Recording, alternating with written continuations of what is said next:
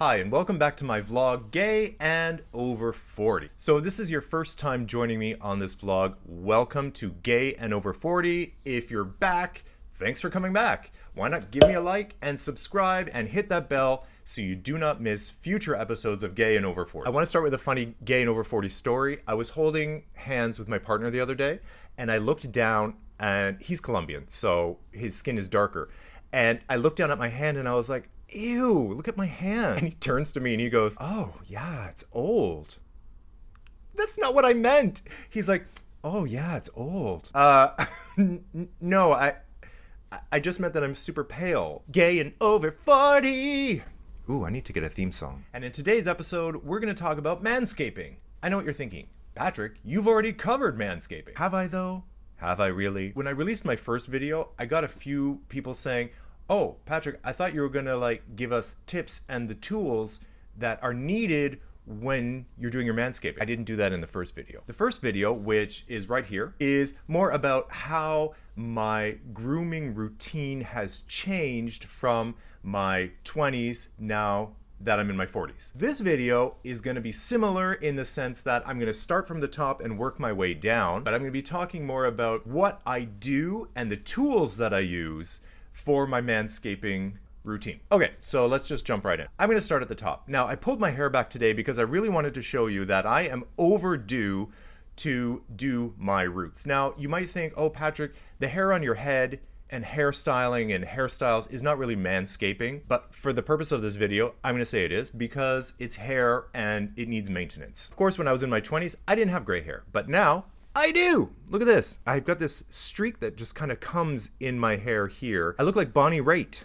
Do you know who Bonnie Raitt is? If you're over 40, you do. Is she still alive? This is just to highlight the fact that yes, when you're over 40, you do get gray hair and you need to really figure out what your routine is going to be in terms of covering the gray, if covering the gray is something that you want to do. Everything that I'm going to talk about in this video is completely subjective, and I am not telling you what is right, what is wrong, what to do, what not to do. I'm sharing with you what I do, what works for me, and the extremely simple tools that I use. You can count them like on one hand to keep up with my manscaping routine. In terms of hairstyles, I mean, you do what suits you, whatever you feel suits you best in your hairstyle. I will say one trap to try to avoid, and this is difficult because as you get older, we fall into this trap of staying stuck.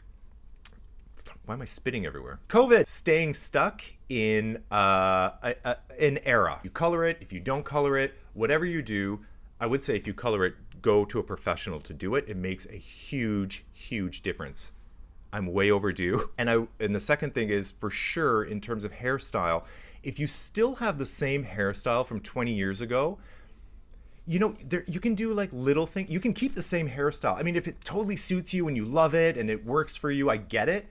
There's little tweaks and things that you can do. Maybe just modernize it a little bit. Maybe just change the length a little bit, change the part somewhere just a little bit. You don't have to do a full-on, crazy change, but just update it a little bit and look into updating your hairstyle if you've had the same hairstyle for 20 years. Let's do eyebrows, because eyebrows are super fun. In my 20s, as I mentioned in the other video, I used to overpluck, which was a sign of the times, but also I was just an overplucker. So for my eyebrows, these are the tools that I use. I actually have a lot of tools actually for eyebrows that it's such a small, but it's important real estate. That's the thing. It's important real estate, Patrick. That's why you have so many tools. Okay. So what I like to do with my eyebrows is, because when you're over 40, you get those really long, crazy ones. So I like to take a little comb like this, just something simple. You can get these at the dollar store, right? You just comb the eyebrow up. And then when you do that, you'll be surprised to find, or not surprised, maybe they're there, to find how crazy some of those eyebrows are up in there. So you're really just brushing it up like that. Run the comb through, brush it up, and then when you see the ones sticking up, now these scissors are really awesome because these it has like a, how can I show this? See the blunt edges? They're not sharp, right?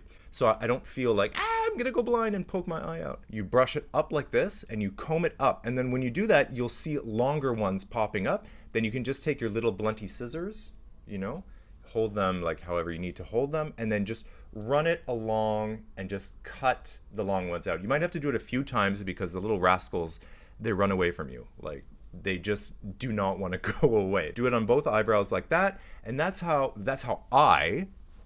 you might have a better routine, a better technique. This is how I take care of those really long, crazy eyebrows. Then, of course, trusty tweezers. And then you can just clean up, you know, if there's like strays. Total preference, for me, less is more. This is a general rule for manscaping in general. The more natural you can keep the look, the better it is. You want to work with what you have, and you want to look the best you can look with working with what you have. Don't over tweeze. That's a big one. Okay, so moving on to the beard. Now if you do have facial hair, of course, again, it's total personal choice. If you like it longer, you like it shorter. I look better with kind of 5 o'clock to sort of this o'clock.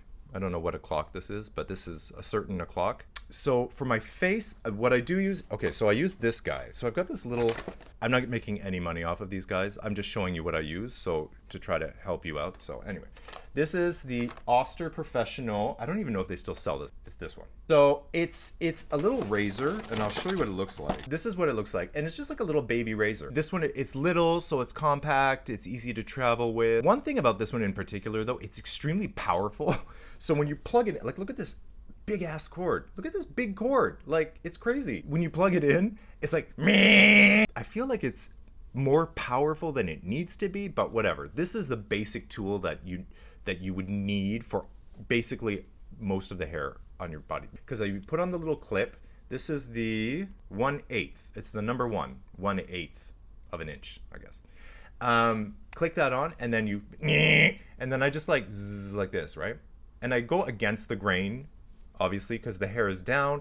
I'm going against the grain and I'm shaving up. And then I go all the way around, blah, blah, blah, blah, blah. And it does a good enough job. What I have struggled with in the past is the line under the beard. And I notice a lot of guys have a problem getting the right line under the beard, including me, because I'll watch videos and I'm like, oh, Patrick, you screwed it up again. It's hard to get the right line, especially when you're doing it yourself. So you're looking in the mirror like this and you're like, oh my God, like, it just seems like you should follow your jawline.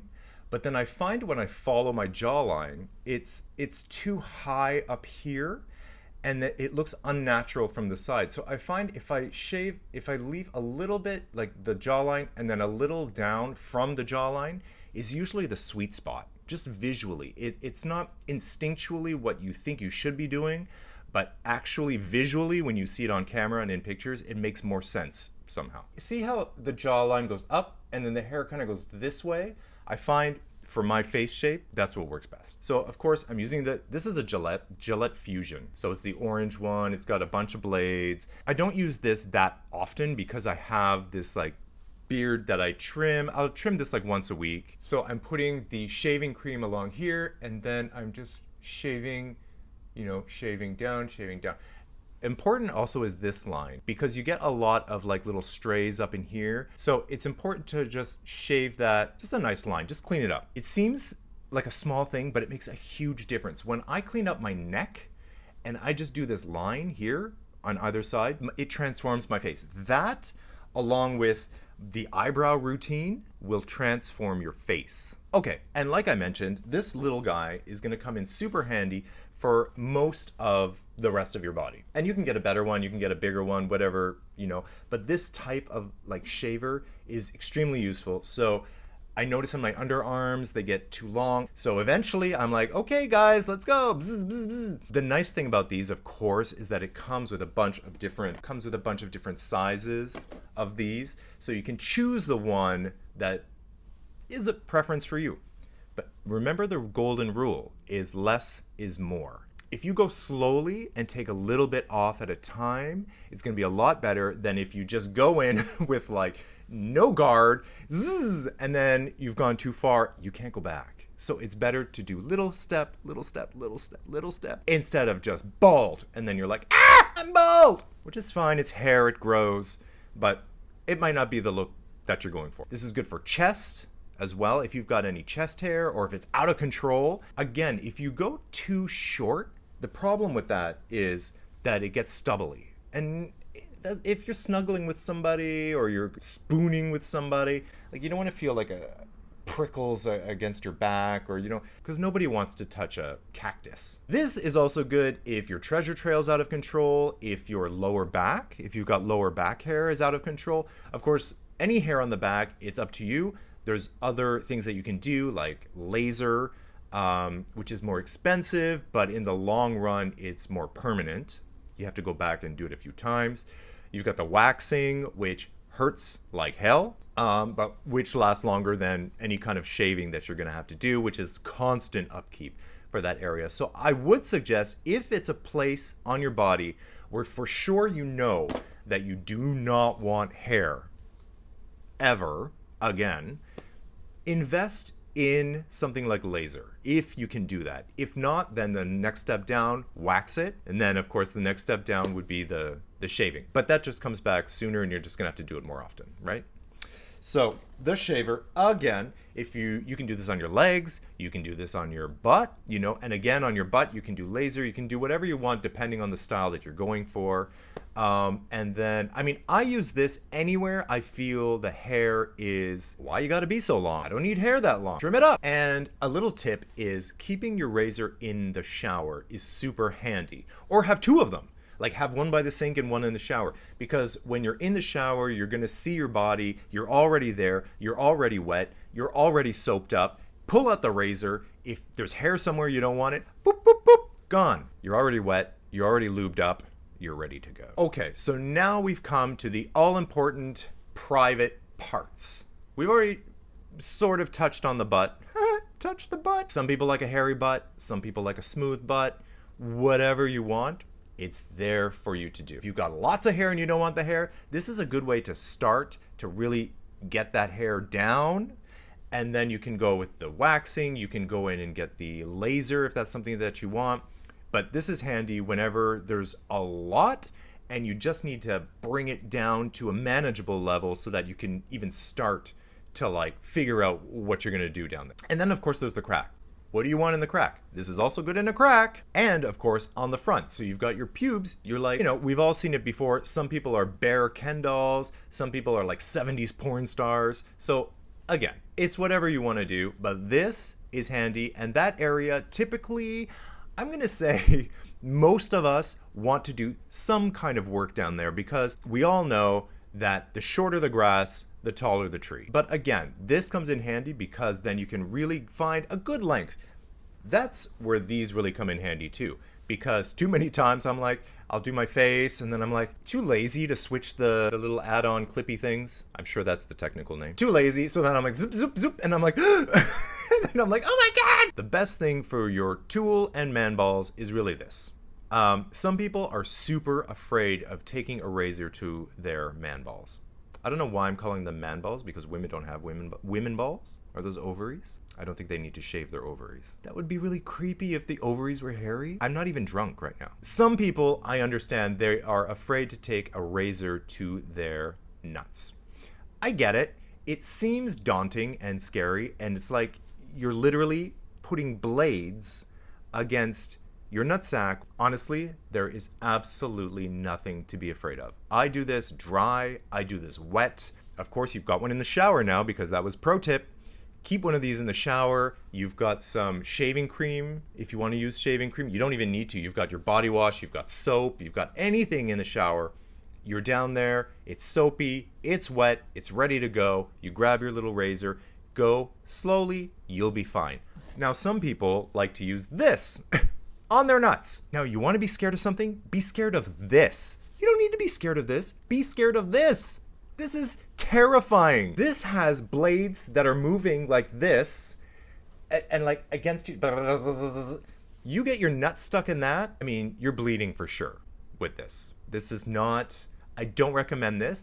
If your hair is like jungle status, out of control, and you haven't been down there in a while, no, don't use this. You know what?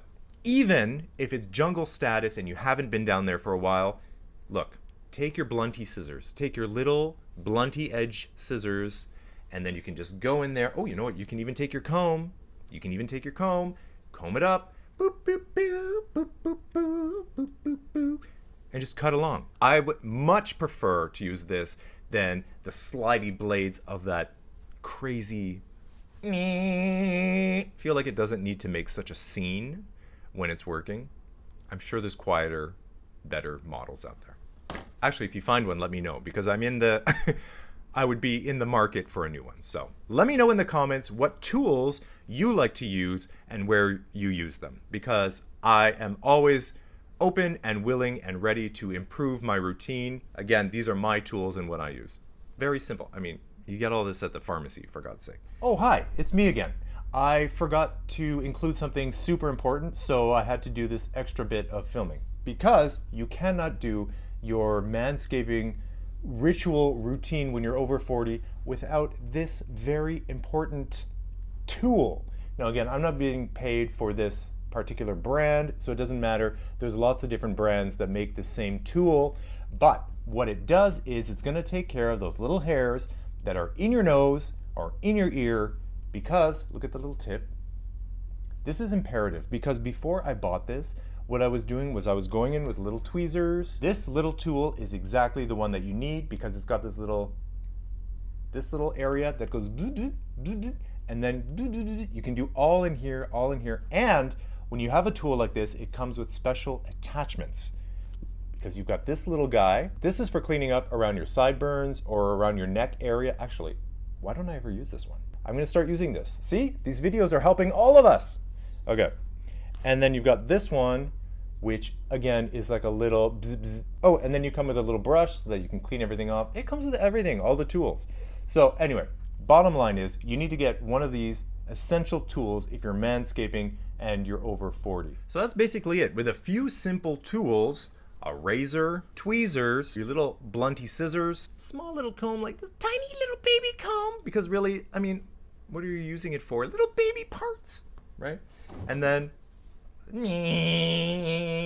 listen, if I can do it, you can do it, because I am super lazy about doing these things. I let it go way too long, but I still get to it.